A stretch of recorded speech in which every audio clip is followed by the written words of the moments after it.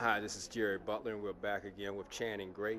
And I just love the way I left all of you viewers sitting on the edge of your seats to be able to hear more about this wonderful book. So now let's start from where you were with the hippies and you in search of the miraculous. So you were in this little eatery where someone had actually ordered their food. And now what happened now? Take us from there. Where someone came up to you and what did they say? In Search of the Miraculous. Mm-hmm. It was by a Russian philosopher named Ouspensky.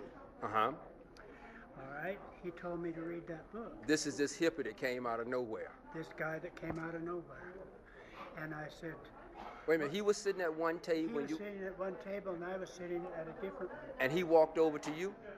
We just kind of... We were locked, close. y'all just locked glimpses? No. Huh? What? And so... I said, well, why? Why should I read that book? And No, did he just walk over to you? He didn't walk over to me. He was sitting right there. I was sitting here. Okay, and? We just talked across Okay, talking across the table. Uh-huh. And he says to you, I got this book that you really should read. You should read. Why did he feel you should read it? Why should I read it? Right. And he said, because, he said, for some reason, I feel that you're the kind of person that should read this book. So I said, well, maybe I'll get one. So I went on down to Boulder and I got a book called In Search of the Miraculous, and I took it home and read it. And that changed my life. In what way? And what was this book about that was so life-changing? What was it in this book that you gravitated to in such a manner that it became a life-changing... Because the philosophy that Ouspensky tells about is so unusual, and it is different than anything that we really can identify with in this day and age. He told about this a great man. He was an Armenian named Gurdjieff. And he told about this in the book. And Gurdjieff started up a philosophy in Paris, France, and he got a gathering there, and these people to this day, you hear of people that know about Georges Gurdjieff. Okay. It was an unusual experience, mister, because when I think about it now, it did change my life. How? From what to what? What were you then that you are now different now?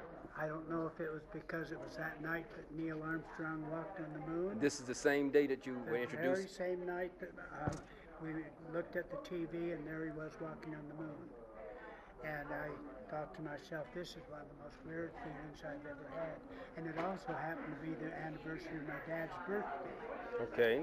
July the 20th, 1969. Yes. And I just had a feeling that... well, tell me this here. You say... touched. Or like you've been touched. By touched by something unusual. Okay. This book that you now have, the Kaluma, and you say you've never written anything and some just came over to start writing. What is the storyline about this book? Well, this is the story. Okay, so how did it just start coming off the top of your head? You hadn't given... You mean... You had never, until this day... It just came. I'm saying to you, and before this day, you had never, ever thought about writing a book. I had written a book called Vigilantes of Wyoming. Okay. But that was a result of a master's thesis that I did up at the university. But as far as actually stepping out, writing something else... Something like this? No. Never crossed your mind. And then all of a sudden you get this epiphany of, I want to write a book and I'm going to start right now. And I've even lost an hour or more of writing and I don't know where these words even came from. I don't. And is this the same day along with you getting the epiphany that you also met this gentleman in the eatery? The same time. And notice the page number. Let me look at that. What? The page number. There's the page numbers. The page number. That's how many pages there are in this book. Was that 579? Yeah. 500. And how long did it take you to write this book? It took me years. Did you not lose train of thought or where you left off at? No, every time I have this feeling come over me, I'd write. Did you employ an editor or someone to help you come up with the theme and the storyline to keep the plot moving? You just did this right off the top of your head? It just came. Wow. It just came. You're just truly phenomenal.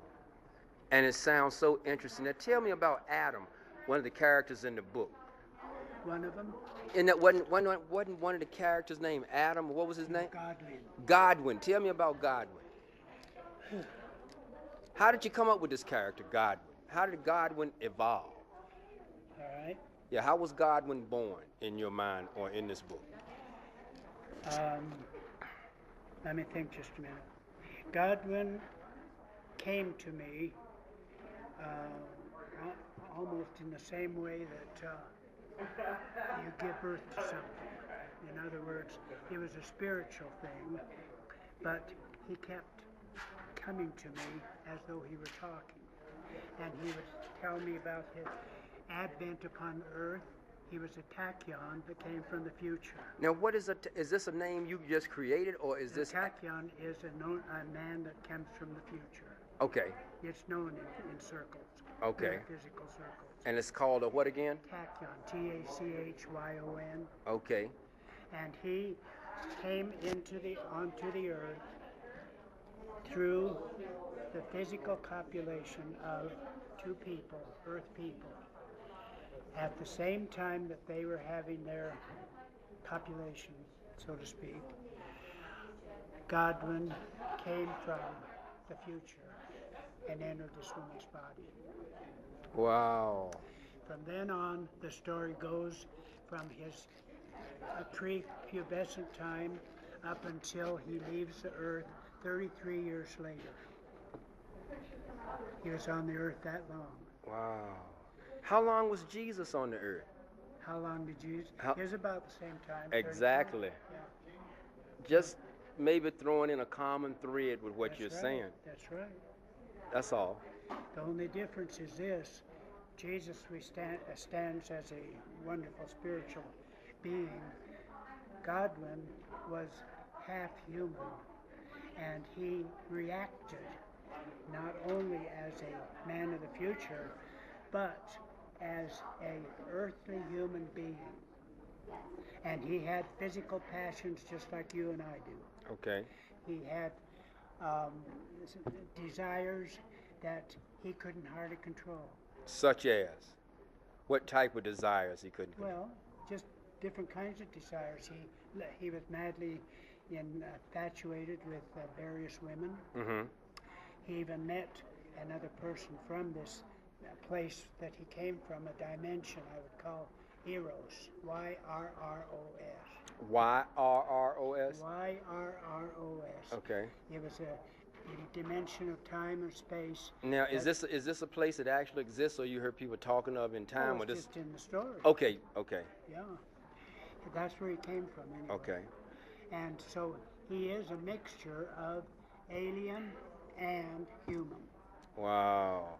And for all of you listeners and viewers who would like to know more, please, Channing, tell the listeners how they can contact you.